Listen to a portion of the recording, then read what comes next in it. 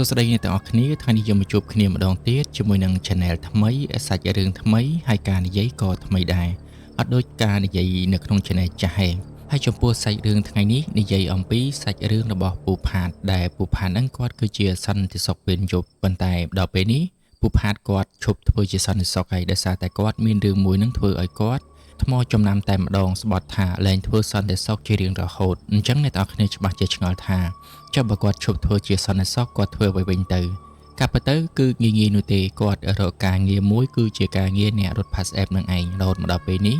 គាត់បានបដូរមុខរបរពីសន្តិសុខទៅជាអ្នករត់ Pass App វិញកាលពីមុនហ្នឹងពូផាតគាត់គិតថាការដែលធ្វើជាសន្តិសុខវេនយប់ហ្នឹងគឺវាស្រួលអង្គុយតែយកលុយងាយៗដល់ខែបើកលុយងាយៗដល់ខែបើកលុយអត់មានហត់អីម៉ាន់តិចប៉ុន្តែនៅពេលដែលគាត់ចូលទៅធ្វើជាសន្តិសុខយាមនៅក្នុងបរិយាមួយដែលបរិយានោះគេលែងសាងសង់ហើយគេបិទដំណើរការបណ្ដោះអាសន្នហ្នឹងណាហើយពេលហ្នឹងគាត់បានជួបជាមួយនឹងហេតុការណ៍លងបន្លាចមួយអញ្ចឹងហើយបានជាគាត់កាប់ថ្មចំណាំឈប់ធ្វើជាសន្តិសុខរហូតដល់ឥឡូវហ្នឹងសុខចិត្តទៅធ្វើជាអ្នករត់ Pass App វិញទោះបីជាវារៀងហត់បន្តិចប៉ុន្តែក៏នៅតែអាចរកចំណូលបានច្រើនគួរសមដែរទៅតាមថ្ងៃដែលគាត់ហេងអញ្ចឹងទៅក៏ដឹកបានភ្ញៀវច្រើនអញ្ចឹងទៅប៉ុន្តែថ្ងៃណាសើអញ្ចឹងទៅក៏ដឹកបានតិចមិនរួចថ្លៃសាំងផងប៉ុន្តែយ៉ាងណាគាត់ថាគាត់នៅតែសប្បាយចិត្តនៅក្នុងការធ្វើកិច្ចការងារមួយនេះវាភាសាជាងគាត់ទៅធ្វើសន្តិសុខយាមបរិយឲ្យគេមកកន្លែងនោះខ្មោចលងគាត់ភ័យរត់បាត់ឯបាជើងឈឺជ្រុះសក់ប្រហែលថ្ងៃនាំទៅគាត់នឹងជាសះស្បើយឡើងវិញហើយគាត់ក៏យកសាច់រឿងមួយនេះមកប្រាប់ដើម្បីចែករំលែកបន្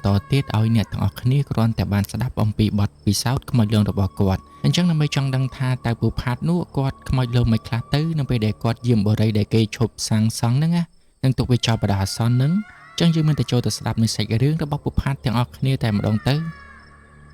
ពូផាតគាត់បាននិយាយថាគាត់នឹងអត់មានការងារធ្វើជាច្រើនខែហើយគាត់បានតដាពារធ្វើការនៅកន្លែងផ្សេងទៀតជាច្រើនកន្លែងដែរប៉ុន្តែដោយសារតែចំណេះដឹងរបស់គាត់នឹងគឺវាតិចពេកមិនសូវជាចេះអក្សរទៀតអញ្ចឹងណាគេអត់យកគាត់ទេស្វីគាត់ដាក់ទៅនឹងគឺចេះតែស្ងាត់បាត់ឈឹងអត់មានអ្នកគេហៅគាត់សោះអញ្ចឹងគាត់ក៏បានប្រាប់ទៅកាន់មិត្តភក្តិរបស់គាត់ម្នាក់ហ្នឹងគាត់ធ្វើជាសន្តិសុខយាមនៅធនាគារមួយហើយមិត្តភក្តិរបស់គាត់ហ្នឹងក៏ប្រាប់ថា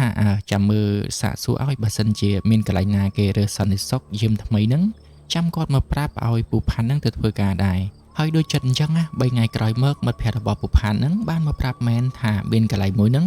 គេរើសន្តិសុខហើយនៅកន្លែងហ្នឹងមិនកន្លែងយាមធនាគារដូចគាត់ទេគឺយាមបរិយហើយយាមបរិយហ្នឹងក៏អត់សូវហត់ដែរដោយសារតែបរិយហ្នឹងអត់ទាន់មានមនុស្សចូលទៅនៅវិញអញ្ចឹងក៏មិនចាំបាច់ពិបាកទៅអង្គុយបើកទ្វារបិទទ្វារឲ្យគេដែរបើស្អាតតែបរិយនោះគេផ្អាកសាងសង់បដោះសន្នសិនហើយគេចង់ឲ្យមានសន្តិសុខហ្នឹងទៅជួយមើលដេកយាមឧបករណ៍សំណង់របស់គេអញ្ចឹងឲ្យបានជាគេរើបុគ្គលិកសន្តិសុខឲ្យទៅយាមបើអញចាប់អារម្មណ៍ឯងដាក់ស្វីឲ្យយើងមកយើងយកទៅឲ្យគេកាលពិតទៅឯងមិនបាច់ចាំទៅសភាអីទេដោយសារតែយើងស្គាល់គ្នាអញ្ចឹងគ្រាន់តែយកស្វីឲ្យគេមើលប្រវត្តិរូបតិចតួចទៅគេហៅធ្វើការបាត់ព្រោះអីគេគ្រាន់តែចង់ដឹងអំពីប្រវត្តិរូបរបស់យើងខ្លះតែប៉ុណ្្នឹងឯងហើយណាមួយធ្វើជាសន្តិសុខយាមវេនយប់អញ្ចឹងវាអត់ចាំបាច់ត្រូវការចំណេះដឹងអីធំដុំនោះទេឲ្យតែមានកម្លាំងស្វាហាប់រឹងមាំទៅគឺអាចទៅធ្វើការនៅកន្លែងហ្នឹងបានហើយ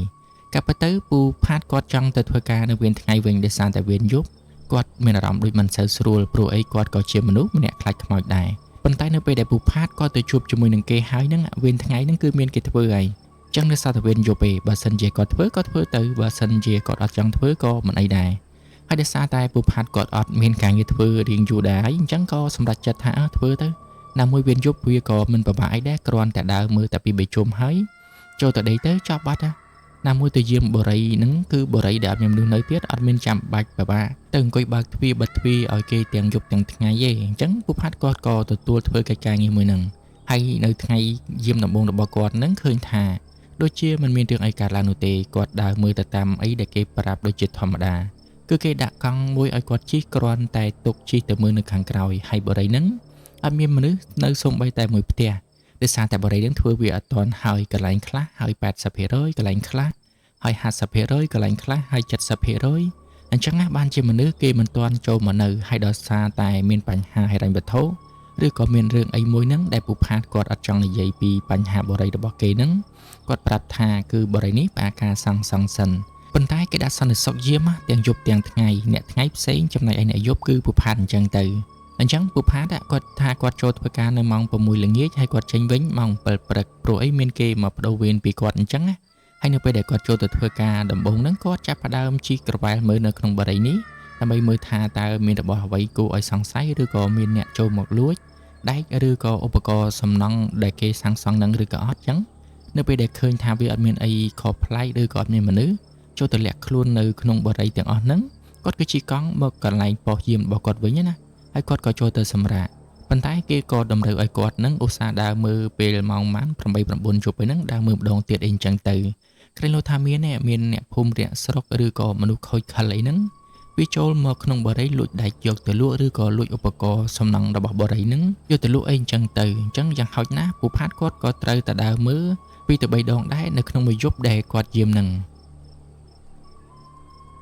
ហើយនៅថ្ងៃដំបូងដែលលោកពូផាតគាត់ចូលទៅយាមនេះឃើញថាគ្រប់យ៉ាងគឺវាល្អហើយបរិយានោះវាក៏មិនធំអីច្រើនដែរនិយាយទៅគឺផ្លូវរបស់គេគឺមានតែប៉ុន្មានផ្លូវតែប៉ុណ្ណោះសរុបប្រហែលជា10ផ្លូវអីនឹងឯងហើយផ្លូវនីមួយៗនៅក្នុងបរិយានឹងត្រូវបានគេដាក់ឈ្មោះយ៉ាងត្រឹមត្រូវប៉ុន្តែលោកពូផាតគាត់មិនហ៊ានបញ្ចេញឈ្មោះពិតប្រាកដរបស់បរិយានឹងទេខ្លាចគេស្គាល់ហើយនឹងប៉ះពាល់ដល់បរិយារបស់គេអាចនឹងត្រូវបានគេប្តឹងអញ្ចឹងគាត់បានដាក់ឈ្មោះថាផ្លូវ1ទេផ្លូវ2ទេរហូតដល់ផ្លូវ10ទេអីអញ្ចឹងទៅដោយសារតែនៅពេលនេះបរិយានឹងមិនទាន់បានសាងសង់សម្រេចរួចរាល់ទាំងស្រុង 100% ទេហើយក៏មិនទាន់មានមនុស្សទៅរស់នៅដែរហើយគេឲ្យគាត់ទៅយាមនឹងគឺគ្រាន់តែទៅយាមរបស់របរឧបករណ៍សំណង់ដែលគេទុកដាក់នៅទីនោះនឹងអាងសាងសង់បន្តទៀតតែប៉ុណ្ណោះហើយគាត់នឹងក៏បានទៅយាមជាធម្មតាអញ្ចឹងទៅហើយគេបានប្រាប់គាត់ពីកន្លែងដែលគាត់ត្រូវដើរល្បាតហ្នឹងដើម្បីឲ្យគាត់នឹងស្គាល់ការងាររបស់គាត់ទៅហើយថ្ងៃដំបូងហ្នឹងពូផាតគាត់បានដើរមើលបរិយាហ្នឹងជិះកង់ប្រមាណជាង2 ទៅ 3 ជុំដែរដើម្បីពិនិត្យមើលក្រែងលោកថាមានមនុស្សឬក៏មានក្មេងៗវាលុចចូលទៅជក់ថ្នាំនៅក្នុងផ្ទះរបស់គេដែលគេមិនទាន់សាងសង់រួចនឹងឯងហើយណាមួយហ្នឹងនៅចំកណ្ដាលបរិយាហ្នឹងគឺជាកន្លែងដែលគេដាក់ផ្ទប់ដែកឬក៏ឧបករណ៍សំណង់ជាច្រើនទៀតដោយសារតែបញ្ហាកើតឡើងភ្លាមៗធ្វើឲ្យបរិយានោះប៉ះការសាងសង់ចឹងរបស់ទាំងអស់ហ្នឹងត្រូវបានគេទុកនៅកន្លែងនឹងសិនមិនទាន់យកចេញទៅណានោះទេអញ្ចឹងគាត់មានភារកិច្ចនេះត្រូវតែមើលថែរក្សាការពាររបស់ទាំងអស់ហ្នឹងហើយក៏មិនឲ្យមនុស្សដែលចូលទៅក្នុងនឹងប្រទេសផ្ដាស់ដែរដោយសារតែបរិយាគេមិនទាន់ធ្វើរួចផងអញ្ចឹងតើមានការងារអីដែលត្រូវដើរចូលទៅក្នុងបរិយារបស់គេហើយពោះយាមរបស់ពូផាតដែលគាត់ត្រូវនៅដេកយាមហ្នឹងគឺគេធ្វើនៅចំពីមុខបរិយាហើយនៅចំកណ្ដាលថែមទៀតអញ្ចឹងគឺនៅក្នុងពោះយាមរបស់គាត់ហ្នឹងមានកញ្ចក់ទាំងមុខទាំងក្រោយទាំងស្ដាំទាំងឆ្វេងប៉ុន្តែខាងក្រោយគឺអត់មានទេអញ្ចឹងគឺគាត់ងាយស្រួលនៅក្នុងការមើលជុំវិញខ្លួនរបស់គាត់ហើយទ្វារហ្នឹងគឺគេធ្វើនៅខាងឆ្វេងដែលទ្វារហ្នឹងក៏ធ្វើពីកញ្ចក់ផងដែរបន្ទាប់ពីពូផាតគាត់ដើរល្បាតហើយគាត់ក៏បានចូលមកក្នុងពោះយាមរបស់គាត់ហើយគាត់អង្គុយស្ដាប់ទូរស័ព្ទហ្នឹងគឺគាត់អត់មានស្ដាប់អីដូចជាក្មេងៗយើងទេភាគច្រើនពូផាតគាត់ថា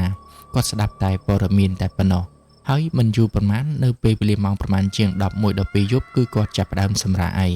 ការពិតគេឲ្យគាត់មកយាមប៉ុន្តែគាត់ក៏ដូចជាមានអ្វីត្រូវយាមដែរដោយសារតែបរិយានេះទាំងមូលគឺគ្មានមនុស្សរស់នៅនោះទេអញ្ចឹងគាត់ក៏មិនចាំបាច់ពិបាកនៅក្នុងការបើកទ្វារបិទទ្វារឲ្យគេចេញចូលដែរហើយជាពិសេសបរិយាហ្នឹងដោយសារតែគេទើបតែនឹងធ្វើហ្នឹងអញ្ចឹងគឺគេអត់មានទាន់ដាក់កាមេរ៉ានៅកន្លែងគាត់យាមនោះទេកាមេរ៉ាមានដែរប៉ុន្តែកាមេរ៉ាមាននៅតែកន្លែងដែលគេដាក់ការពាររបស់គេតែប៉ុណ្ណោះការពារក្រែងនោះថាមានអ្នកណាគេចូលទៅលួចទៅគេនឹងអាចមើលនៅក្នុងកាមេរ៉ាដឹងហើយនៅថ្ងៃធ្វើការដំបូងរបស់ពូផាតហ្នឹងគាត់មានអារម្មណ៍ថាធ្វើការកន្លែងនេះវាស្រួលព្រោះតែគាត់នឹងមកដេកតែយកលុយនឹងជិះកង់កលឹងចកលឹងឡើងមកដេកកន្លែងវិញហើយដល់ពេលអញ្ចឹងវាមានអីពិបាកដូចទៅគាត់ទៅធ្វើសំណង់ធ្វើអីផ្សេងទៀតអញ្ចឹងទោះបីជាការងារកន្លែងនេះប្រាក់ខែមិនសូវច្រើនពិតមែនប៉ុន្តែគាត់ល្មមមកចាយបានហើយការងារស្រួលទៀតអត់ចាំបាច់ហត់អញ្ចឹងគាត់គិតថាធ្វើការកន្លែងនេះផ្ដោតអសន្នមួយរយៈសិនទៅចាំមើលពេលដែលគាត់រកកន្លែងណាដែលមានប្រាក់ខែច្រើនជាងហ្នឹងចាំគាត់ចាក់ចេញពីទីនេះទៅធ្វើការកន្លែងផ្សេងក៏បានដែរសំខាន់ពេលនេះគឺគាត់ធ្វើការដូចជាសៅសុកអញ្ចឹងក្រៅតែពីដើរចតដើរឡើងជិះកង់មើលមួយជុំពីរជុំមកសម្រាប់វិញហើយពេលខ្លះវិញគាត់គេងតាំងពីម៉ោង12រហូតដល់ទៅម៉ោង2ម៉ោង3ម៉ោង4ម៉ោង5អីណោះនិយាយទៅគឺមិនទៀងនោះទេស្រេចតែគាត់ពេលខ្លះគាត់ភ្ញាក់ដឹងខ្លួនឡើងម៉ោង2អញ្ចឹងទៅគាត់ធ្វើជាចេញមកប្រចាំង7នេះអាយគាត់ក៏បានចូលទៅក្នុងវិញទៅហើយចូលទៅសម្រាប់បន្តទៀតដល់ទៅម៉ោង6ព្រឹកនៅពេលដែលមានគេមកដូរវេនហ្នឹងគាត់ក៏បានក្រោកឡើងលុបមុខលុបអីដើម្បីដូរវេនជាមួយនឹងគេហើយត្រឡប់ទៅកាន់ផ្ទះជួលរបស់គាត់វិញនិយាយទៅពូផាតគាត់មានអារម្មណ៍ថាការងារនេះគឺស្រួលហួសពីចិត្តមែនទែនមិនដឹងថា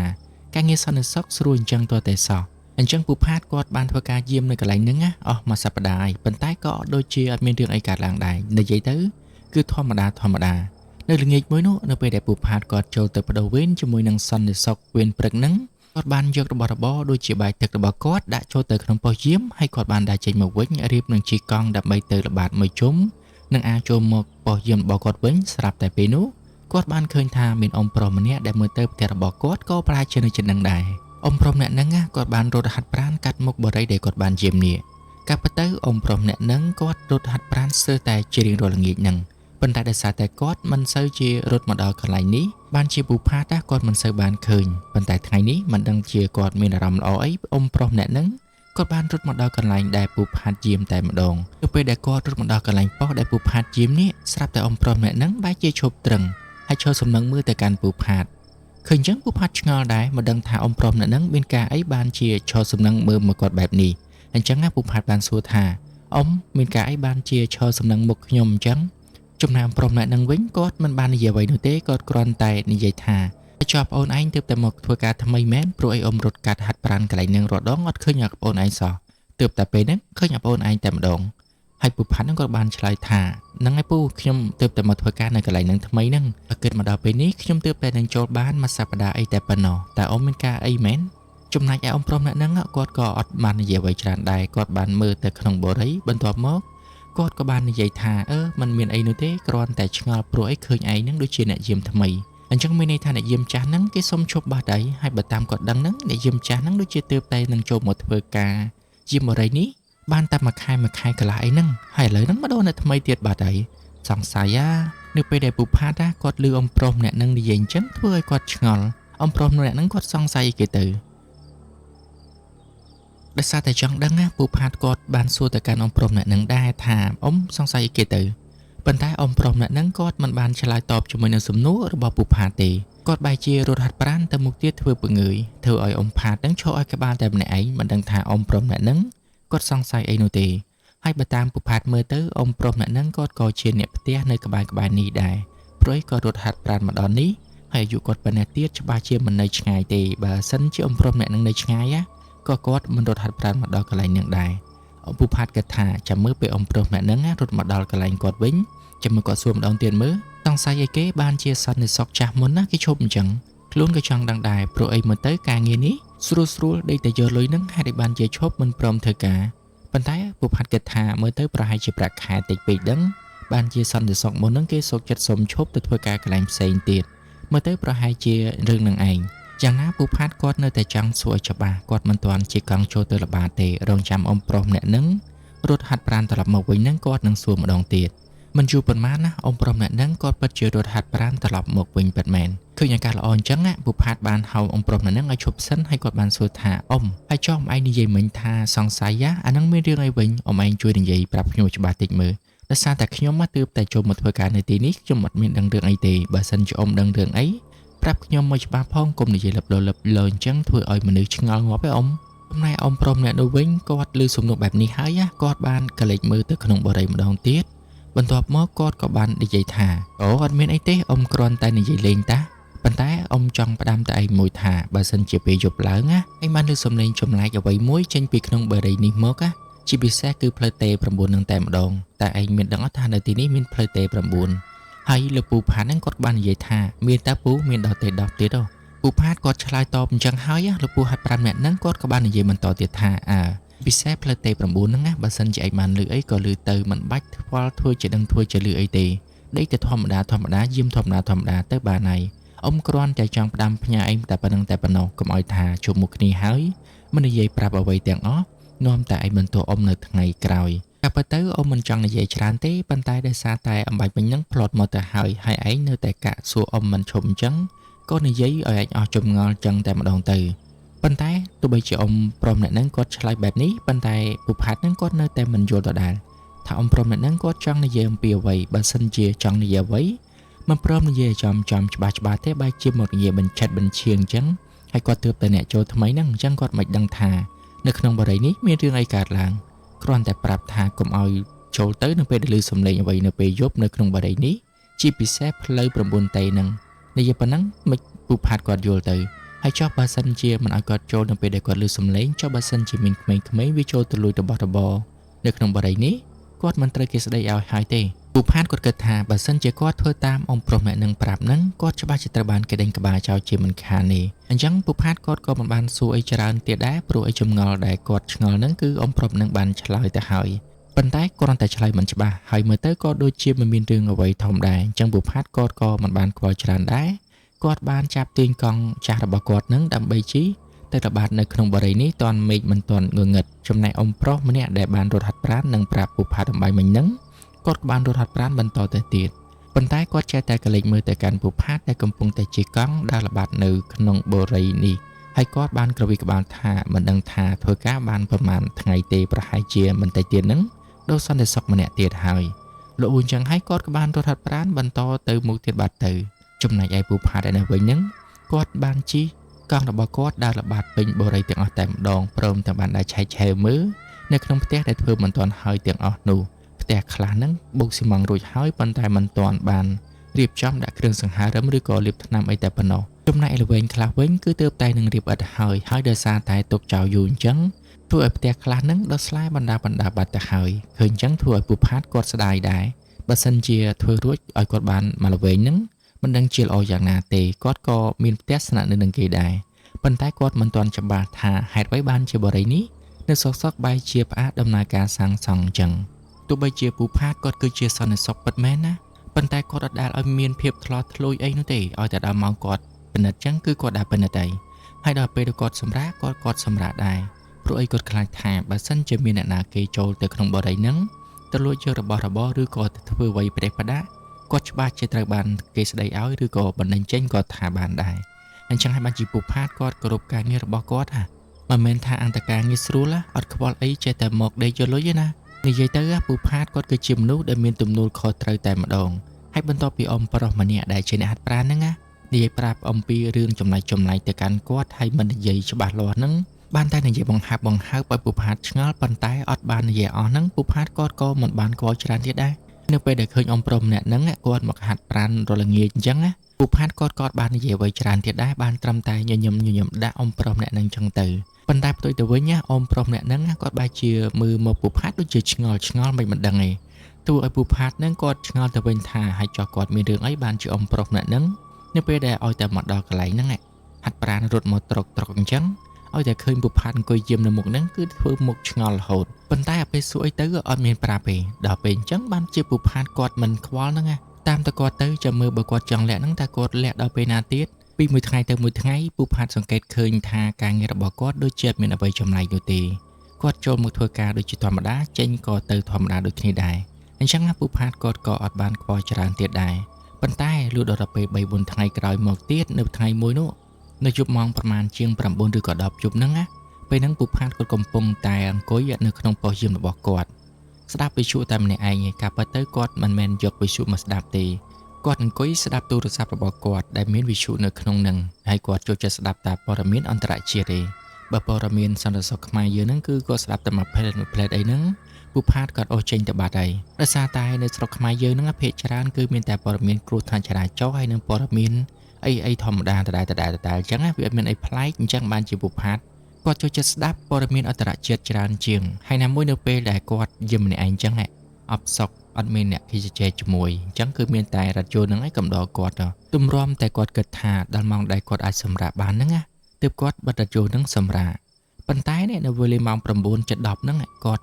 ់កំពុងតែអង្គុយស្ដាប់ព័ត៌មានសុកហ្នឹងស្រាប់តែគាត់ដូចជាបានឮសំឡេងមនុស្សដើរចូលទៅខាងក្នុងបរិយាហើយព្រោះអីនៅកន្លែងប៉ុស្តិ៍យាមរបស់គាត់ហ្នឹងគឺធ្វើពីកញ្ចក់អញ្ចឹងគាត់ឮសំឡេងជើងមនុស្សហើយគាត់ថែមទាំងឃើញសមមនុស្សដើរចូលទៅខាងក្នុងនឹងថែមទៀតដែលវាស៊ីជាមួយនឹងសម្រាប់ជើងហើយនឹងស្រមោលហ្នឹងគឺស៊ីជាមួយនឹងគ្នាដែលអាចបញ្ជាក់បានថានោះគឺជាមនុស្សតែមួយនឹងឯងអញ្ចឹងហើយធ្វើឲ្យពូផាតហ្នឹងគាត់ចាប់ផ្ដើមញាក់ព្រឺតព្រោះតែអំបញ្ញមិញហ្នឹងអ្នកណាគេដើរចូលទៅក្នុងបរិយាធ្វើអីយប់ហើយហ្នឹងហើយណាមួយទៀតនៅក្នុងបរិយាហ្នឹងក៏អត់មានមនុស្សដែរបើមានអ្នកដើរចូលអញ្ចឹងតិចចោលទៅពូផាតក៏គិតថាអញ្ចឹងគ្រាន់តែគិតអញ្ចឹងភ្លាមគាត់ក៏បានប្រញាប់នេះយកដំបងរបស់គាត់ដែលគេទុកឲ្យគ្រាន់តែការពារខ្លួនហ្នឹងហើយនឹងពើរបស់គាត់មួយបើកទ្វារចេញពីប៉ុស្តិ៍យាមរបស់គាត់ដោយប៉ុស្តិ៍យាមនោះវាមានកញ្ចក់ទាំងស្ដាំទាំងឆ្វេងទាំងមុខប៉ុន្តែអត់មានកញ្ចក់នៅខាងក្រៅទេ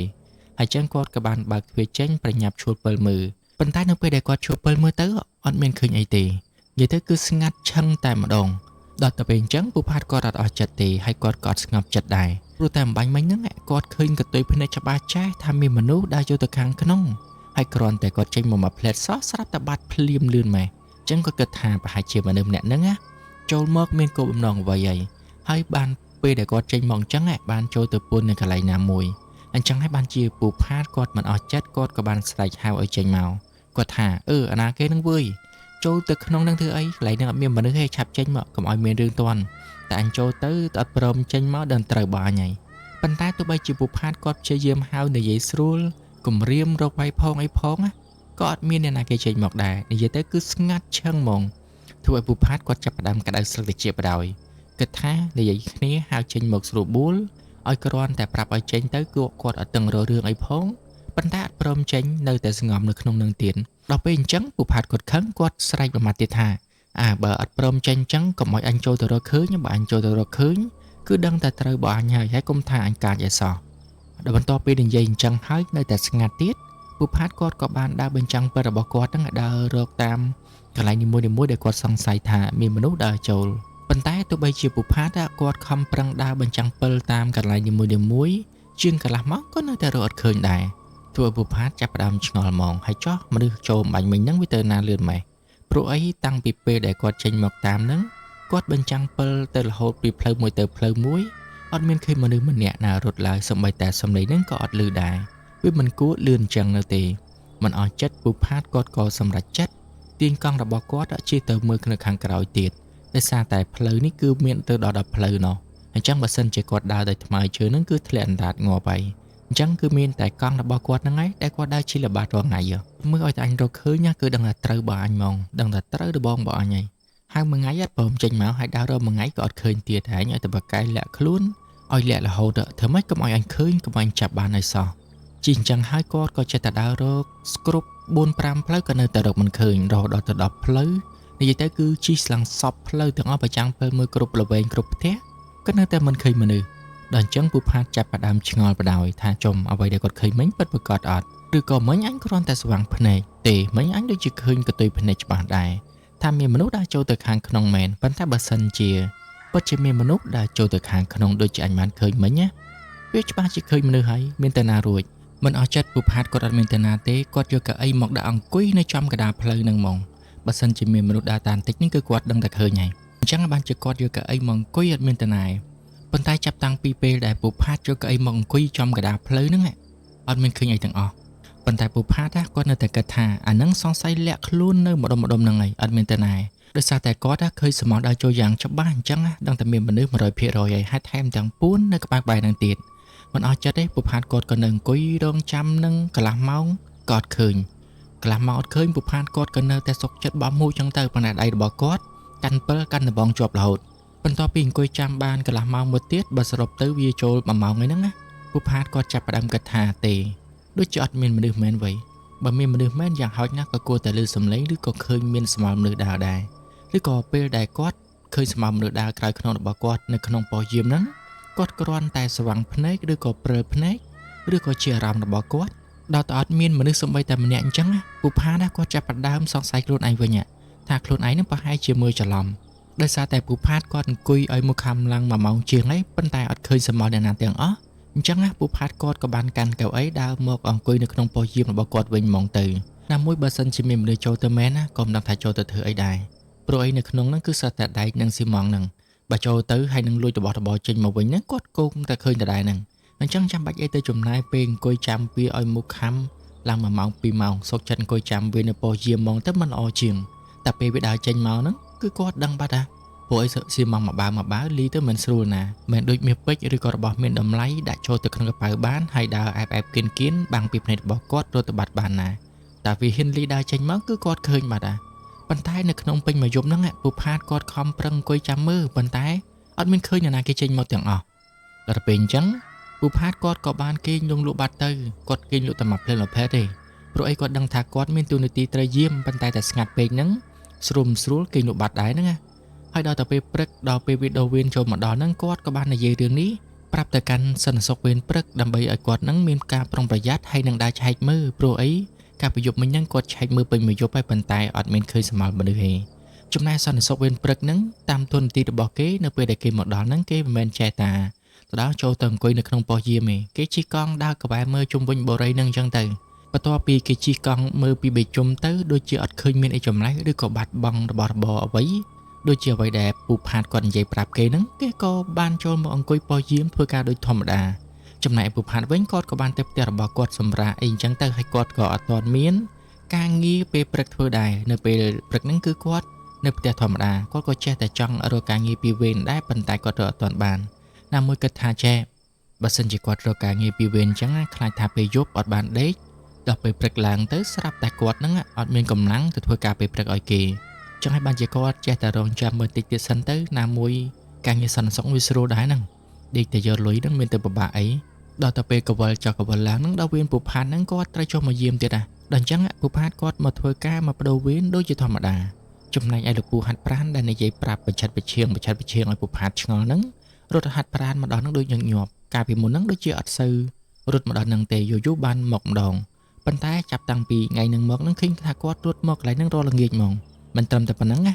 ាអាសាមើលទៅកាន់ពូផាតហើយពូផាតហ្នឹងគាត់ក៏ឆ្ងល់ដែរប៉ុន្តែដល់ពេលសួរប្រាប់ចឹងគាត់ក៏អត់និយាយច្រើនដែរឲ្យតែឃើញឲ្យតែឃើញអ៊ំហាត់ប្រាណហ្នឹងពូផាតគាត់បានត្រឹមតែញឹមដាក់អញ្ចឹងទៅហើយសួរនាំលេងតិចតួចថាអ៊ំហូបបាយហូបអីហើយអញ្ចឹងទៅអាហ្នឹងការគួរសមរបស់ខ្មែរយើងណាហើយអ៊ំប្រុសម្នាក់ហ្នឹងគាត់ក៏និយាយឆ្លើយឆ្លងមួយពូផាតធម្មតាប៉ុន្តែក៏អត់បានសួរឲ្យពូផាតទៀតដែរចាប់តាំងពីថ្ងៃហ្នឹងមកពី3ថ្ងៃក្រោយមកក៏អត់មានរឿងអ្វីកើតឡើងទាំងអស់ប៉ុន្តែនៅយប់មួយនៅថ្ងៃដែលពូផាតគាត់មកយាមហើយថ្ងៃហ្នឹងគាត់ដូចជាអស់កម្លាំងដែរដោយសារតែនៅផ្ទះរបស់គាត់ហ្នឹងគឺមានកម្មវិធីអ្នកជិតខាងហើយគេហៅគាត់ទៅផឹកបន្តិចតួចចឹងណាហើយគាត់ដឹងដែរថាគាត់ហ្នឹងល្ងាចហ្នឹងត្រូវធ្វើការអញ្ចឹងបើឲ្យគាត់ផឹកច្រើននឹងជួបជាប់ស្វឹងហ្នឹងគឺគាត់អត់ធ្វើទេគាត់អត់ផឹកទេកាលណាធ្វើអញ្ចឹងមកធ្វើការកើតត្រូវបានគេស្ដីឲ្យចឹងទៅហើយណាមួយគាត់ក៏អាយុច្រើនដែរគាត់អត់ចង់ឲ្យគេមកស្ដីឲ្យគាត់ទេព្រោះអីអ្នកស្ដីឲ្យគាត់ហ្នឹងក៏មិនមែនជាមនុស្សចាស់ដែរអាយុនឹងក្មេងជាងគាត់ទៅទៀតគាត់តែគេមានតំណែងឬក៏ជាអ្នកគ្រប់គ្រងសន្តិសុខអីអញ្ចឹងណាចឹងបានជាគាត់មិនចង់ឲ្យគេមកស្ដីពីលើក្បាលឲ្យគាត់ទេធ្វើការគ្រប់តួនាទីរបស់យើងហ្នឹងគឺមានតែគេមកស្ដីឲ្យយើងកើតហើយចឹងគាត់ក៏ដាក់មកកំប៉ុងពីកំប៉ុងគេទៅទម្រាំដល់ម៉ោងធ្វើការណាហើយគាត់ក៏មកធ្វើការដូចជាធម្មតាប៉ុន្តែវាមិនថាមានស្មារតីស្វាំងចេះដូចយើងអត់ផឹកទេវាចេះតែស្វឹងតិចតួចហើយពូផាតហ្នឹងគាត់ក៏ឆ្លៀតទិញភេសជ្ជៈបើកម្លាំងនោះអាភេសជ្ជៈដែលគេបន្សាបជាស្វឹងហ្នឹងណាប៉ុន្តែនៅពេលដែលគាត់ផឹកទៅមិនដឹងថាប្រសាបឬក៏មិនប្រសាបយើងក៏អត់ដឹងដែរប៉ុន្តែគ្រាន់តែគាត់ចេះតែផឹកទៅព្រោះឮគេនិយាយចឹងអីទិញទៅក៏លោកបានប្រសាបបានខ្លះក៏វាគ្រាន់ដែរហើយគាត់ក៏មកដូរវេនដូរអីដូចធម្មតាហើយសន្តិសុខវេនព្រឹកហ្នឹងគេអត់ដឹងថាគាត់នឹងចង់ស្វឹងទេដោយសារតែពូផានគាត់ផឹកតិចដែរហ្នឹងយ៉ាងច្រើនមួយកំប៉ុងឬក៏ពីរកំប៉ុងអីហើយទៅរំទៅដល់ម៉ោងមកធ្វើការហ្នឹងវាចង់ស្វាងបាត់ហ่ะចឹងគេមើលមិនដឹងប៉ុន្តែគ្រាន់តែពូផាតខ្លួនឯងហ្នឹងរីចង់សើតិចដែរនៅពេលដែលគាត់កំពុងតែអង្គុយហ្នឹងស្រាប់តែអ៊ំហាត់ប្រាណហ្នឹងគឺគាត់រត់មកដល់ហើយនៅពេលដែលឃើញពូផាតចង់ងងតិចអីបន្តិចគាត់ក៏បានសួរនាំអីចឹងទៅ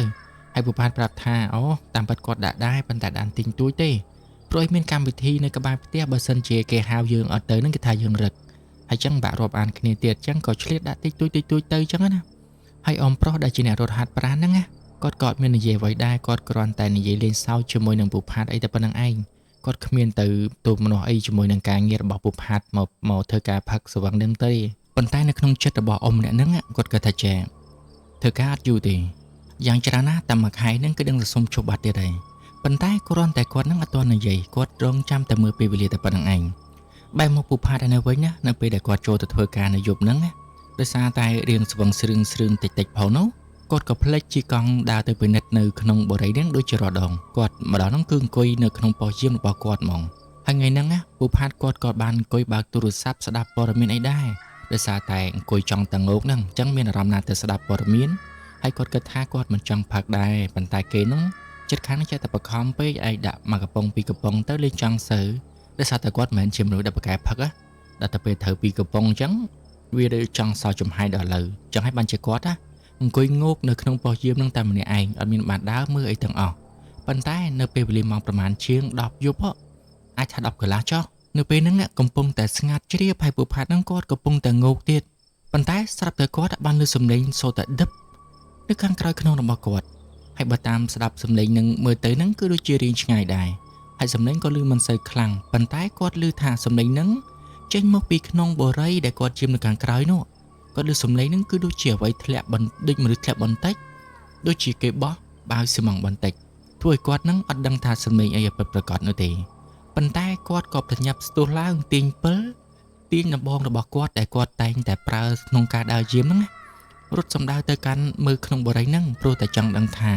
សំឡេងដែលគាត់បានឮហ្នឹងណាសំឡេងអីគេនៅក្នុងចិត្តរបស់ពូផាតហ្នឹងគាត់អត់មានគិតអីច្រើនទេគាត់គិតថាមានគេហ្នឹងចូលមកលួចជញ្ជូនរបស់របរឬក៏អីវ៉ាន់នៅក្នុងបរិយនេះហើយធ្វើឲ្យរបរដៃធ្លាក់ទើបបានជាគាត់ឮសំឡេងអញ្ចឹងព្រោះអីនៅពេលដែលគាត់យាមរយយប់ហ្នឹងគឺអត់ដែលឮសំឡេងអីទេព្រោះអីបរិយនេះវាអត់មានមនុស្សបើឮសំឡេងវាមានតែចំណែកអញ្ចឹងហើយបានជាក៏ពេលដែលគាត់ឮសំឡេងដឹបអញ្ចឹងទៅបានជាគាត់ប្រញាប់រត់ទៅមើលលុះដល់ទៅពេលដែលគាត់រត់ទៅមើលហ្នឹងអត់បានឃើញអីទាំងអស់គាត់ខំប្រឹងមើលផ្លូវទី1ផ្លូវទី2ផ្លូវទី3ក៏អត់មានឃើញអីដែរមិនអស់ចិត្តគាត់ក៏បានជិះកង់ដើរមើលវិញម្ដងព្រោះអីគិតថាបើសិនជាដើរមើលអញ្ចឹងវាអាចយូរព្រោះអីវារៀងឆ្ងាយដែរអញ្ចឹងណាអញ្ចឹងពូផាតគាត់ក៏បានជិះកង់ដើរមើលតាំងពីផ្លូវទី1រហូតដល់ផ្លូវទី10ហើយនៅពេលដែលគាត់ទៅដល់ផ្លូវទី10នោះសំឡេងសូរដឹបនឹងឮម្ដងទៀតហើយលើកនេះឮរៀងច្បាស់ហ្មងណាដោយសារតែគាត់មានអារម្មណ៍ថាសំឡេងហ្នឹងគឺនៅចិត្តខ្លួនរបស់គាត់ទេយ៉ាងច្រើនណាស់មិនរងតែមកផ្លូវអីតែប៉ុណ្្នឹងឯងដល់អញ្ចឹងពូផាតគាត់គិតថាសំឡេងដែលគាត់ឮបាញ់មិញហ្នឹងច្បាស់ជាចេញមកពីផ្លូវទី9ជាមិនខានទេព្រោះអីសំឡេងហ្នឹងគឺកាន់តែចិត្តនៅពេលដែលគាត់ឮចេញពីប៉ុស្តិ៍យាមរបស់គាត់មកគឺឮរៀងឆ្ងាយហើយឮមិនសូវច្បាស់ប៉ុន្តែដល់ទៅពេលដែលគាត់មកដល់ផ្លូវទី10គឺឮនៅមុខរបស់គាត់ហើយឮច្បាស់ថែមទៀតអញ្ចឹងគាត់ក៏បានប្រញាប់មកកាន់ផ្លូវទី4វិញហើយនៅពេលដែលគាត់មកកាន់ផ្លូវទី4ហ្នឹងគាត់ក៏បានដើរបញ្ចាំងពិលដើម្បីមើលចង់ដឹងថាតើនៅក្នុងអាគារនៃផ្លូវទី4នេះមានអ្នកណាគេធ្វើអីបានជាឮសំឡេងដឹបអញ្ចឹងហើយនៅពេលដែលពូផាតគាត់ដើរបញ្ចាំងពិលរហូតដល់អាល្វែងបន្ទាប់ចុងប្រាប់តែពូផាតគាត់បានឃើញបរិសម្នាក់ដែលកំពុងតែដេកនៅលើដីហើយបើតាមពូផាតគាត់ចូលទៅពិនិត្យមើលទៅទើបដឹងថាតាមពិតបរិសម្នាក់ហ្នឹងគឺធ្លាក់ទៅលើជាន់ទី2មកហើយមូលហេតុដែលគាត់ដឹងហ្នឹងគឺដោយសារតែផ្ទះល្វែងនេះគឺវាមានតែ2ជាន់តែប៉ុណ្ណោះប៉ុន្តែការពិតទៅបើសិនជាយើងរាប់ទាំងជាន់ផ្ទាល់ដីទៀតវាមាន3ជាន់ប៉ុន្តែបើសិនជាយើងរាប់ត្រឹមជាន់ទី1ទី2គឺវាមានតែ2ជាន់នេះអញ្ចឹងហើយបានជាគាត់ថាបរិសម្នាក់ហ្នឹងច្បាស់ជាធ្លាក់ពីជាន់ទី2ជាមិនខានដោយសារតែពេលហ្នឹងឃើញបរិសម្នាក់ហ្នឹងហាក់ដូចជាដកចកាមន់ចង់ដាច់ខ្យល់ផងចង់អីផងនិងមានឈាមហូរចេញតាមមាត់ផងអញ្ចឹងពូផាតគាត់ភ័យមកហើយគាត់ម្នាក់ឯងទៀតអត់ដឹងថាជួយមិនទេគាត់បានប្រញាប់ស្រែកឆាលឡើងរត់ចេញទៅខាងក្រៅក្រែងលោថាមានគេនឹងដឹងឮនឹងមកជួយមើលអញ្ចឹងទៅណាហើយគាត់ក៏មិនទាន់បានគិតឆ្ងល់ដែរថា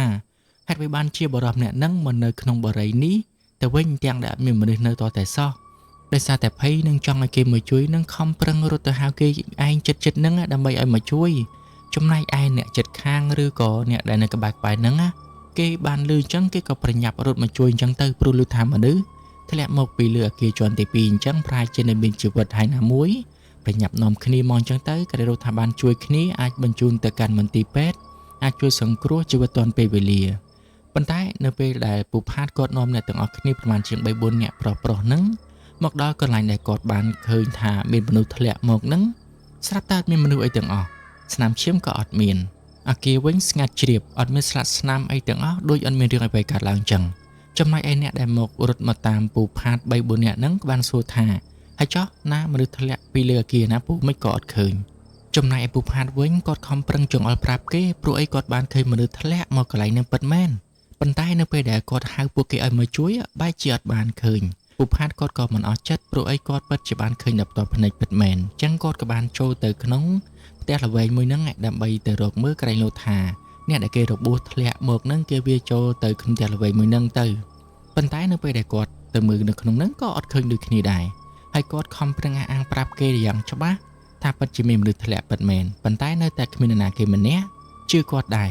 ហើយនៅពេលដែលពួកគេជួយដើររកគាត់ហ្នឹងស្រាប់តែធំក្លិនស្រាចេញពីខ្លួនរបស់ពូផាតធ្វើឲ្យអ្នកដែលដើររកហ្នឹងនិយាយថាពួកឯងស្វឹងស្រាសោះហើយចេះតែមានហ្មងខំតែរត់មកជួយខំតែភ័យដបងស្មានតែមានមនុស្សធ្លាក់មែនកាពិតពួកឯងស្វឹងហ្នឹងម្នាក់រៀងហួចចិត្តដែរនៅពេលដែលឮថាពូផាតស្វឹងប៉ុន្តែពូផាតហ្នឹងគាត់ខំអះអាងថាគាត់អត់មានបានស្វឹងទេគាត់ផឹកតែបន្តិចទេកាលពីល្ងាចមិញនោះគាត់មានតែផឹកច្រើនអីគាត់ដឹងថាគាត់ត្រូវធ្វើការដែរតាហើយគាត់ពិតជាបានឮសំឡេងនឹងបានឃើញមែនគាត់ទៅកុហកធ្វើអីពូផាតខំប្រឹងប្រកែកខំប្រឹងនិយាយចឹងណាប៉ុន្តែស្រាប់តែពេលនោះបរិសម្នាក់ដែលជាអ្នកលក់ចាប់ហួយនៅចិត្តហ្នឹងដែលគាត់ខំរត់មកជួយដែរហ្នឹងគាត់និយាយថាចាមើលទៅប្រហែលជាគាត់មិនស្វឹងទេ ប៉ុន្តែគាត់អាចនឹងជួបជាមួយនឹងហេតុការណ៍អីផ្សេងលឿនចឹងគ្រប់គ្នាក៏បានចំហមាត់ចាំស្ដាប់មើលថាតើជួបហេតុការណ៍អីគេពូផាតហ្នឹងគាត់ក៏ឆ្ងល់ដែរដល់តែពេលឮថាជួបហេតុការណ៍អីផ្សេងចឹងណាលោកពូម្នាក់ហ្នឹងគាត់បាននិយាយថាចេះកាលពីបរិយនឹងសាងសង់ចិត្តហើយហ្នឹងហើយមុនពេលដែលគេបិទការសាងសង់នេះមានកម្មករម្នាក់បានធ្លាក់ស្លាប់នៅផ្លូវទី4ហ្នឹងផ្លូវទី4ហ្នឹងគឺធ្លាក់មកបែកក្បាលស្លាប់ហ្មងហើយគេក៏បានធ្វើបន់ធ្វើអីចឹងទៅហើយបន្ទាប់ពីកម្មករនឹងស្លាប់ទៅបានប្រមាណហ្នឹងបរិយនឹងនឹងថាមានបញ្ហាអីទេក៏ត្រូវបិទការសាងសង់បណ្ដោះអាសន្នសិនចឹងទៅអាចថាបណ្ដាលមកពីបញ្ហាថវិកាឬក៏អីមិនក៏អត់ដឹងដែរប៉ុន្តែគ្រាន់តែដឹងថានៅកន្លែងដែលពូផាតគាត់និយាយហ្នឹងណាគឺមានកម្មករម្នាក់ធ្លាក់ស្លាប់ពិតមែនដោយសារតែពេលហ្នឹងគេផ្អើលឈូឆរចឹងគាត់ក៏មកមើលគេដែរឃើញថាកម្មករម្នាក់ហ្នឹងធ្លាក់បែកក្បាលស្លាប់អនាធមហើយមូលហេតុដែលកម្មករម្នាក់ហ្នឹងស្លាប់ដូចឮថាខ្យល់កអាកំពុងតែឡើងធ្វើការចឹងហើយខ្យល់កចឹងក៏បានធ្លាក់មកស្លាប់ចឹងទៅហើយចាប់តាំងពីពេលហ្នឹងមកគាត់ក៏អត់ដឹងអីទៀតដែរប៉ុន្តែបានរយៈក្រោយប្រហែលជា6-7 ខែក្រោយមកចិត្តមួយឆ្នាំហ្នឹងបរិយហ្នឹងចាប់ផ្ដើមឈប់សាងសង់ហើយគេក៏បានដាក់សន្តិសុខយាមពេលជួបពេលថ្ងៃអីដូចធម្មតាអញ្ចឹងប៉ុន្តែចំណែកត្រង់ថាចែសន្តិសុខយាមពេលថ្ងៃហ្នឹងអត់ដែរដូរទេមនុស្សតែប៉ុន្តែចំណែកអីតែសន្តិសុខវេនយប់ហ្នឹងដូរចង់20នាក់អីនិយាយទៅគឺដូររហូតអ្នកខ្លះមកបាន2-3 ខែអញ្ចឹងទៅអ្នកខ្លះមកបាន1 ខែអញ្ចឹងទៅអ្នកខ្លះរៀងយូរជាងហ្នឹងអញ្ចឹងទៅប៉ុន្តែអត់ដឹងថាមូលហេតុអីទេទាំងពូផាទៀតនេះមិនដឹងថាទីប្រមាណហើយទេឃើញច្រើនដែរហ្នឹងអញ្ចឹងអាចនឹងមកពីបញ្ហាមួយហ្នឹងដឹង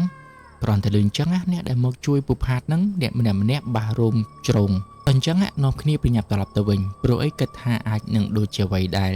លោកពូម្នាក់ដែលលក់ចាប់ហុយចិត្តហ្នឹងគាត់និយាយព្រោះអីគាត់ដឹងរឿងនៅកន្លែងហ្នឹងច្បាស់គ្រប់គ្នាគិតថាពូផាតអាចនឹងត្រូវបានខ្មោចកម្មករដែលបានស្លាប់នៅកន្លែងហ្នឹងលងប៉ុន្តែគ្រាន់តែអត់មានអ្នកណាគេហ៊ាននិយាយសុកចិត្តនាំគ្នាដើរចេញទៅស្ងាត់បែរមកពូផាតវិញនៅពេលដែលគាត់ដឹងរឿងថានៅកន្លែងហ្នឹងមានគេធ្លាប់ស្លាប់អញ្ចឹងធ្វើគាត់រៀងបាសរោមដែរហើយណាមួយគាត់នឹកឃើញទៅដល់សម្ដីរបស់អ៊ំប្រុសដែលតែងតែហាត់ប្រាណប្រាប់គាត់ទៀតគាត់ចាប់ផ្ដើមសង្ស័យថាឬក៏អ៊ំប្រុសម្នាក់ហ្នឹងចង់និយាយពីរឿងនេះប៉ុន្តែដោយសារតែគាត់ខ្លាចថាពូផាតអត់ជឿឬក៏ពូផាតខ្លាចបានជាគាត់មិនហ៊ាននិយាយច្បាស់ទុកឲ្យពូផាតហ្នឹងគាត់ដឹងរឿងនេះដោយខ្លួនឯងប៉ុន្តែយ៉ាងណាក៏ដោយពេលហ្នឹងពូផាតគាត់ហាក់ដូចជាអត់ទាន់ជឿ 100% ទេត្រឹមតែជឿតិចតួចតែប៉ុណ្ណោះព្រោះអី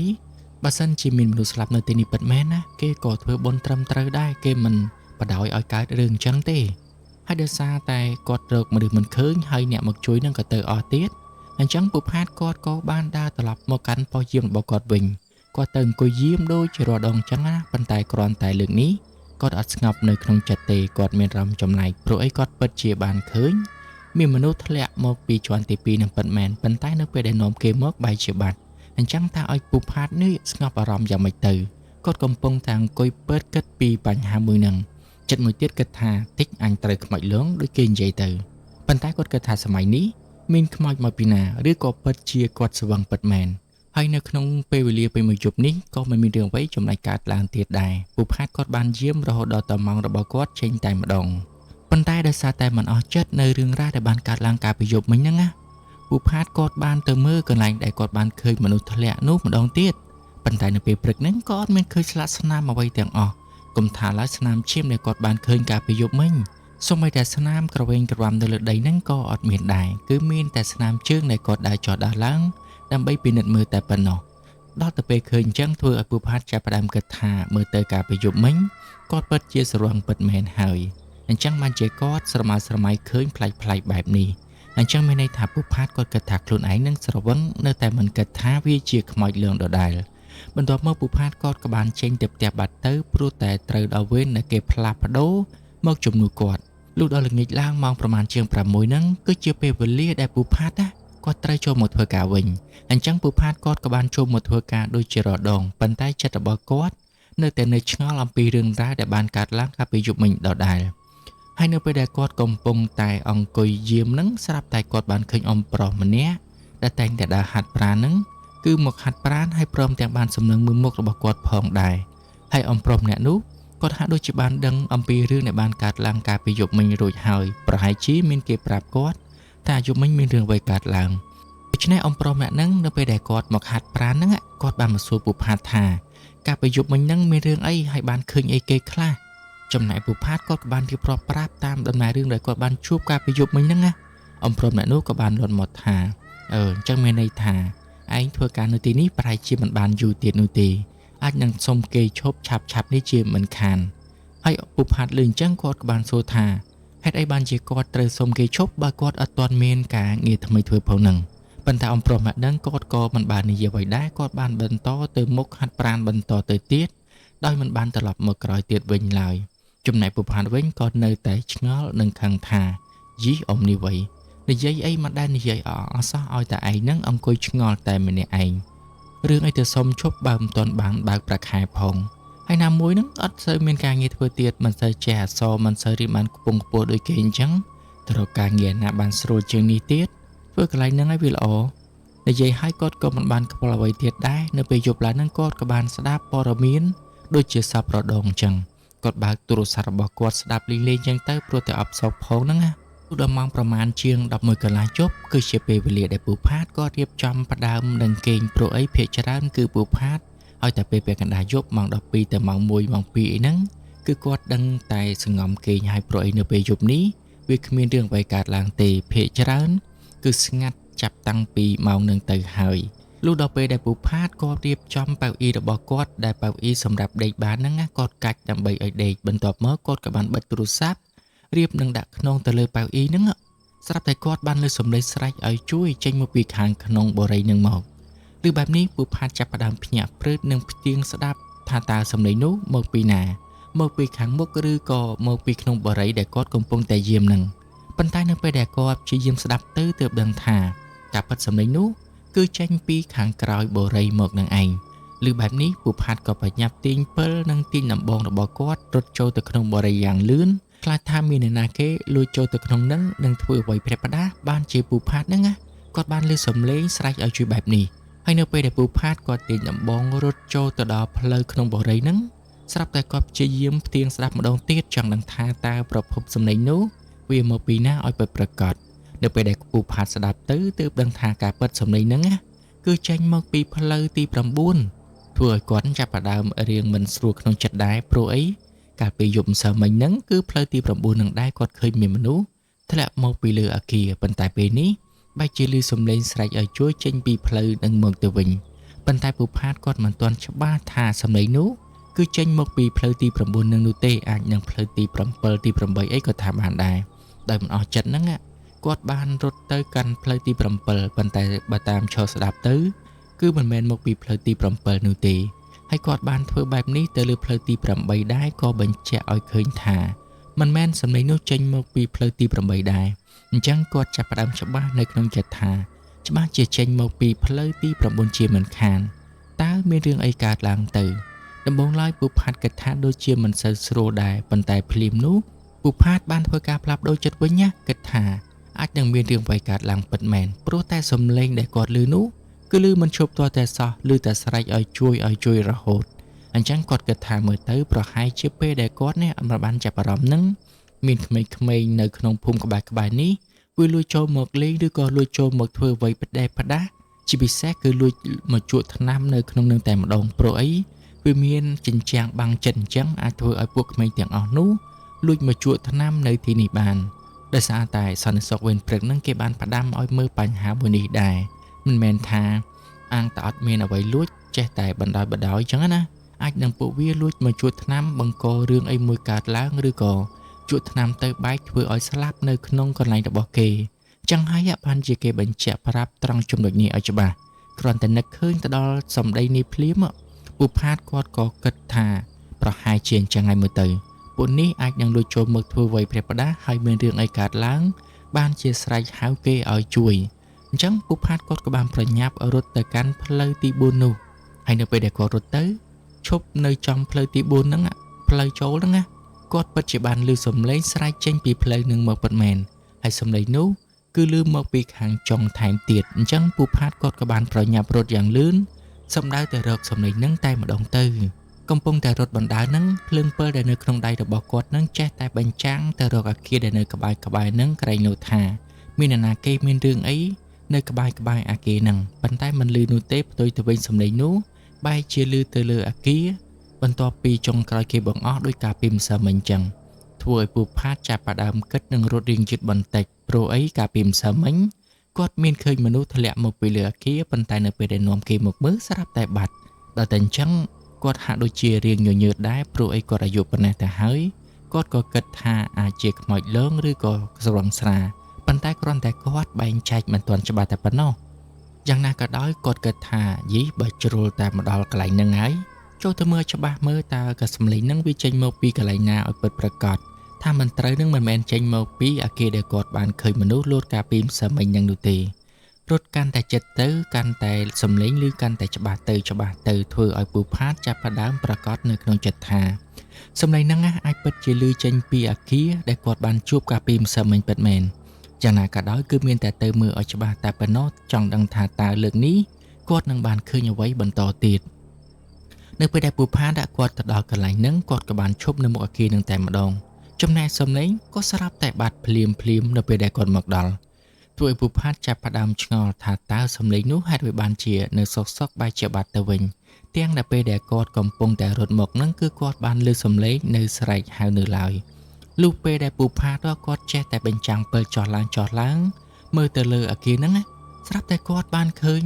បរិសម្នាក់មើលទៅស្លៀកពាក់ដូចជាកម្មករសំណងចឹងកំពុងតែអង្គុយនៅលើធ្នឹមនៃជាន់ទី2និយាយទៅគឺគេធ្វើមិនទាន់ហើយអញ្ចឹងគឺមិនទាន់មានបង្កាន់ដៃនោះទេហើយបរិសម្នាក់ហ្នឹងអង្គុយហាក់ដូចជាកំពុងតែកើតទុកខ្លាំងណាស់អញ្ចឹងគាត់បានអង្គុយអន់មុខចុះធ្វើឲ្យពូផាតហ្នឹងគាត់ស្មានតែមនុស្សគាត់ខំសួរថាចែហើយចុះអូនឯងមកពីណាបានជាមកអង្គុយនៅទីនេះអញ្ចឹងឆាប់ចុះមកវិញភ្លាមមកប្រយ័ត្នតែធ្លាក់ហ្នឹងបាក់ដៃបាក់ជើងគ្មានអ្នកទទួលខុសត្រូវទេព្រោះឯបរិយនេះគឺគេឈប់សាងសង់ហើយដល់តែពេលអូនឯងមកអញ្ចឹងទៀតតើឲ្យពូនឹងគឺនិយាយជាដោះស្រាយជាមួយនឹងគេបែបណាទៅចំណែកឯបរោះដែលពូផាតគាត់ឃើញអង្គុយនៅលើជាន់ទី2ហ្នឹងគឺអត់មាននិយាយអ្វីទាំងអស់បានត្រឹមតែអោនមុខនៅធ្វើមឹងដដែលហាក់ដូចជាអត់បានស្ដាប់ឮនៅពូផាតនិយាយអញ្ចឹងពូផាតនឹងស្មានតែគេនឹងអត់ឮគាត់និយាយគាត់ក៏ខំប្រឹងស្រែកប្រាប់គេម្ដងទៀតប៉ុន្តែបរោះម្នាក់ហ្នឹងក៏នៅតែថ្មឹងមិនព្រមនិយាយអ្វីទាំងអស់ដល់ទៅពេលអញ្ចឹងធ្វើឲ្យពូផាតគាត់ចាប់ដើមឆ្ងល់ហើយគាត់ក៏ជប់បញ្ចាំងពិលនោះចំទៅមុខបរោះនឹងតែម្ដងប៉ុន្តែនៅពេលដែលគាត់បញ្ចាំងពិលចំទៅឃើញថាបរោះម្នាក់នឹងហាក់ដូចជាមានទឹកមុខស្លេកស្លាំងហើយអាយុក៏មិនច្រើនប៉ុន្មានដែរគាត់ក៏នៅតែបន្តហៅបរោះម្នាក់នឹងឲ្យចុះមកខាងក្រៅមកប្រយ័ត្នធ្លាក់ហើយណាមួយកន្លែងនេះកន្លែងគេហាមឃាត់មិនឲ្យចូលផ្ទះផ្ដាទេលើក្រោយឈប់ចូលទៀតបើសិនជាចូលទៀតគាត់ចាប់បានគឺច្បាស់ជារឿងហើយទោះបីជាពូផាតគាត់ខំប្រឹងស្រែកគំរាមផងនិយាយល្អផងហៅចុះមកយ៉ាងណាក៏ដោយក៏បរិសម្នាក់នឹងនៅតែមិនឆ្លើយតបជាមួយនឹងពូផាតតតែសោះនិយាយទៅធ្វើឲ្យពូផាតចាប់ផ្ដើមក្តៅស្លឹកត្រចៀកតែម្ដងដល់ទៅពេលអញ្ចឹងពូផាតគាត់ឈប់និយាយល្អជាមួយហើយគាត់បានបណ្ដេញឲ្យបរិសម្នាក់នឹងគឺចេញពីកន្លែងនឹងតែម្ដងហើយបើសិនជានៅតែរឹងទៅតឹងមិនព្រមចេញគាត់នឹងឡើងទៅវាយហើយគ្រាន់តែឮពូផាតនិយាយអញ្ចឹងចប់ភ្លាមស្រាប់តែបរិសម្នាក់នឹងគឺបានក្រោកឈរឡើងប៉ុន្តែរឿងដែលមិននឹកស្មាននោះគឺក្បាលរបស់បរិសម្នាក់នឹងបែកជាជ្រុះពីលើកគឺប្រៀបដូចជាក្បាលជ័រអញ្ចឹងធ្លាក់មកដល់ដីលឺសូរតែដឹបហើយរមៀលមករកពូផាតថែមទៀតផងគ្រាន់តែឃើញអញ្ចឹងពូផាតដឹងហើយថានេះគឺមិនមែនជាមនុស្សនោះទេគឺច្បាស់ជាខ្មោចដែលគេនិយាយកាលពីថ្ងៃនោះហើយព្រាមនោះពូផាតគាត់ក៏បានស្រែកបណ្ដើរនិងខំរត់ចេញពីទីនេះបណ្ដើរដោយមិនហ៊ានងាកក្រោយនោះទេពូផាតគាត់អត់ហ៊ានរត់ចេញទៅខាងក្រៅទេដោយសារតែស្មាននេះពីម៉ោង 7:12 យប់ទៅហើយអ្នកដែលនៅក្បែរហ្នឹងគឺគេបានបិទទ្វារបិទភ្លើងចូលដេកអស់បាត់ទៅហើយហ្នឹងអញ្ចឹងពូផាតគាត់សុកចិត្តរត់ចូលទៅក្នុងប៉ុស្តិ៍យាមរបស់គាត់វិញហើយទាញទ្វារបិទលឺសុកក្តាំងបន្ទាប់មកគាត់ក៏បានទៅពូនសងំនៅលើប៉ៅអ៊ីនិងមានភួយដែលគាត់បានរៀបចំទុកនឹងចូលទៅក្រឡុំភួយនោះចិត្តទាំងភ័យខ្លាចបែកញើសជោកហើយឡើងញ័រខ្លួនទៅត្រឹកនៅលើប៉ៅអ៊ីរបស់គាត់ហ្នឹងព្រោះអីគាត់មិននឹកស្មានថាគាត់បានជួបជាមួយនឹងខ្មោចលើងបែបនេះតតែសោះទាំងដែលថ្ងៃមុនហ្នឹងគឺគាត់គិតថាគាត់ស្រវឹងប៉ុន្តែដល់តែពេលឃើញជ្រូកក្បាលមកក្រោមលឺសូរតែដឹបអញ្ចឹងធ្វើឲ្យពូផាតប្រកាសនៅក្នុងចិត្តថាវាមិនមែនជាមនុស្សនោះទេវាគឺជាខ្មោចលើងគាត់នឹងឯងចឹងឲ្យបានជាគាត់ប្រញាប់រត់មកដោយមិនខ្វល់ពីអ្វីទាំងអស់ហើយក៏កំពុងតែភ័យឡើងញ័រខ្លួនទៅត្រឹកនៅក្នុងប៉ុស្តិ៍យាមរបស់គាត់ផងដែរប៉ុន្តែបន្ទាប់ពីពូផាតគាត់សងំមួយសន្ទុះក្រោយមកប្រមាណជាង10ទៅ15នាទីអីហ្នឹងគាត់ក៏ហាក់ដូចជារៀមអារម្មណ៍ធូរស្បើយឡើងវិញបន្តិចក៏លែងសូវផ្លាក់ភ័យខ្លាចដូចមុនទៀតដែរដោយសារតែនៅក្នុងចិត្តរបស់ពូផាតហ្នឹងគាត់គិតថានៅពេលនេះ គាត់បានមកដល់ក្នុងប៉ុស្តិ៍យាមរបស់គាត់គឺជាកន្លែងសុវត្ថិភាពហើយក៏មានភ្លើងភ្លឺដែរអញ្ចឹងណាខ្មោចនោះវាមិនមកតាមគាត់ទៀតនោះទេទើបតែសម្រួលអារម្មណ៍បានលែងសូវភ័យដូចមុនហើយគិតថានឹងបើកភួយចេញព្រោះអីនៅក្នុងភួយយូរដែរវារៀងហប់ដង្ហើមរបស់គាត់ណាអញ្ចឹងគាត់គិតថាគាត់នឹងបើកភួយចេញប៉ុន្តែមិនទាន់បាននឹងបើកភួយផងប្រាប់តែគាត់បានលើសំឡេងគោទ្វារទឹបដោយសារតែទ្វារនឹងទ្វារកញ្ចក់អញ្ចឹងនៅពេលដែលគោទៅវារង្គើប៉ុស្តិ៍យាមរបស់គាត់ទាំងមូលហ្មងគ្រាន់តែលើសំឡេងគោទ្វារភ្លាមពូផាតគាត់ចាប់ផ្ដើមបះសក់ជ្រុងនិងព្រឺសម្បល់ខ្ញាក់ព្រោះអីគាត់កំពុងតែភ័យនឹងខ្មោចលងផងស្រាប់តែមានសំឡេងគោទ្វារទៀតគាត់គិតថានោះគឺចៅបាជាខ្មោចនឹងជាមិនខានចឹងហើយបានធ្វើឲ្យពូផាតនឹងគឺថាភ័យលញ័រខ្លួនឡើងវិញតែម្ដងប៉ុន្តែស្រាប់តែគាត់បែរជាបានលើសំឡេងគេហៅថាពូហើយពូទៅធ្វើអីនៅក្នុងនឹងពួកឯងចេញមកខាងក្រៅតិចមើលខ្ញុំមានការលើសំឡេងគេនិយាយអញ្ចឹងអាចធ្វើឲ្យពូផាតនឹងគាត់មានអារម្មណ៍ថា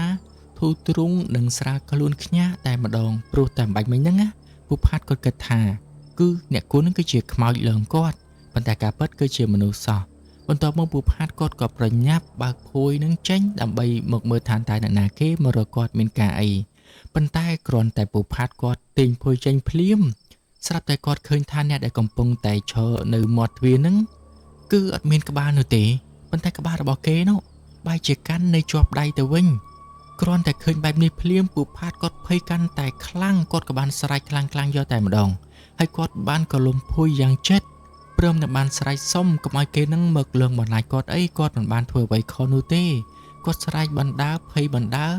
នឹងក្រាបខ្លួននៅលើប៉ៅអ៊ីក្នុងភួយបណ្ដើនិយាយទៅពេលនេះគឺថាពូផាតគាត់ភ័យឡើងបាសសក់ជ្រងតែម្ដងហើយនៅពេលនេះពូផាតគាត់អាចធ្វើអ្វីបាននោះទេបានត្រឹមតែញ័រខ្លួននៅក្នុងភួយសូត្រសម្មាសម្ពុទ្ធតែប៉ុណ្ណោះព្រោះអីបើសិនជាគាត់ចង់រត់ចេញពីទីនេះក៏រត់មិនរួចដោយសារតែអាខ្មោចនឹងវាកំពុងតែឈរនៅនឹងមុខទ្វារអញ្ចឹងហើយបានជាគាត់សុកចិត្តក្រាបខ្លួននៅក្នុងភួយតែម្ដងទៅកំពុងតែភ័យនឹងមិនទាន់បាត់ផងនឹងហើយមាត់នឹងកំពុងតែសូត្រសម្មាសម្ពុទ្ធនឹងស្រាប់តែគោះទ្វារម្ដងទៀតធ្វើឲ្យពូផាតនោះភ័យកាន់តែខ្លាំងទៀតស្រែករកម៉ែរកឪតែម្ដងនឹងសុំវល់កុំឲ្យគេនឹងលងគាត់អីព្រោះអីគាត់អត់បានធ្វើអីខុសនឹងគេទេហើយបើសិនជាចង់បានអី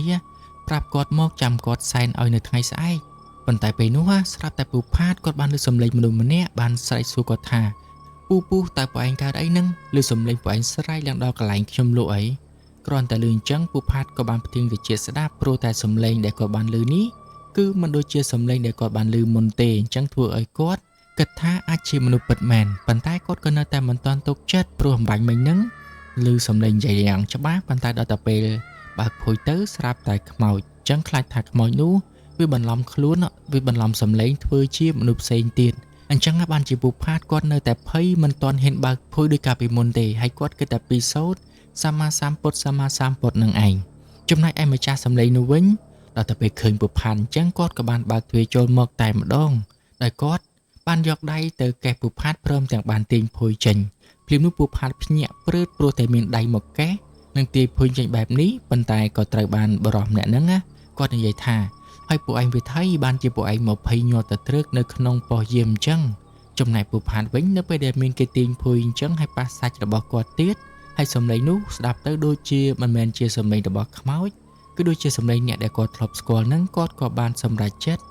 ងាកមុខនឹងបើកភ្នែកមើលចង់ដឹងថាតើពិតជាមនុស្សមែនឬក៏អត់នៅពេលដែលពូផាតគាត់ងើបមុខនឹងបើកភ្នែកឡើងទើបដឹងថា